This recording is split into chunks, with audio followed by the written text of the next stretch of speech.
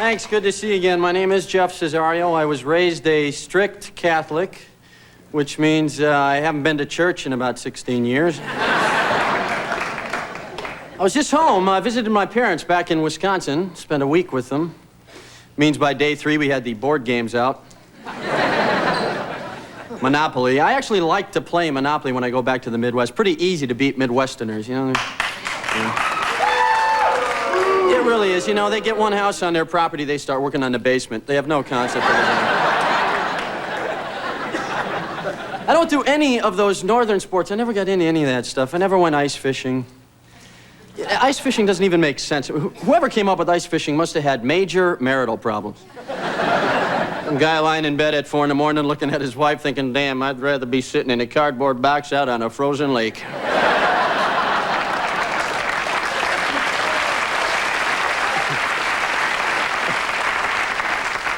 There's a lot of sports that make absolutely no sense.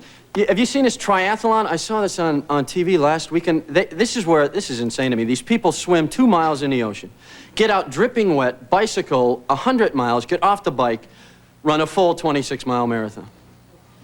I want to tell these people, look, even if every form of modern transportation did break down on the same day, nobody would expect you to make it to work.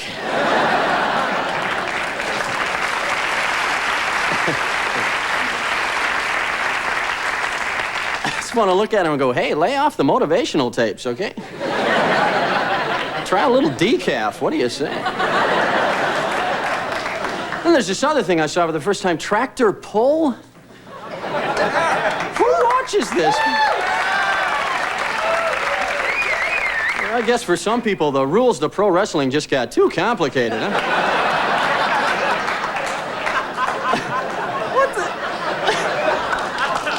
What do you need a nitro-fueled tractor for? This is on the off chance you have to plow Iowa in a day. Give me real sports. Give me sports I can understand. Football, there's a good sport. Yeah. I'm excited this season because NBC is bringing Kurt Gowdy back to do football, to announce football, and Kurt Gowdy is my favorite. Kurt Gowdy is the announcer. He's got that great habit. He knows one completely irrelevant fact about everybody on the field of play. He waits till the most crucial moment in the game, then he throws these things out there. 3 seconds left in the game. Fouts back to pass. He was born in a Volvo. Scrambling, he hits Dunleavy, the 40, the 30, the 20. He's allergic to shellfish. Touchdown!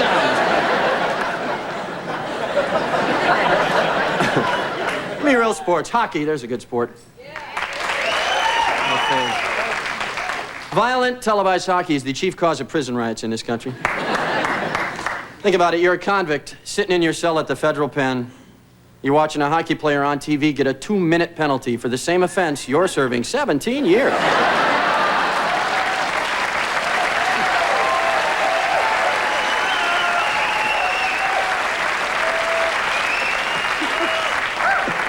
Now, talk about announcers. There are some announcers. Hockey play-by-play announcers, they're amazing. They don't breathe till somebody scores. I don't know how they do it.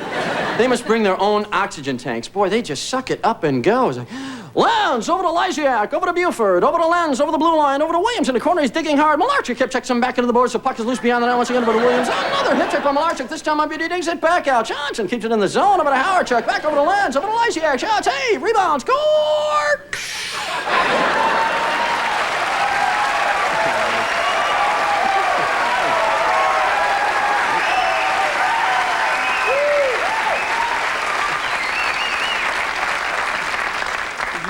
The exact opposite of that has to be a golf announcer. You ever heard a golf announcer?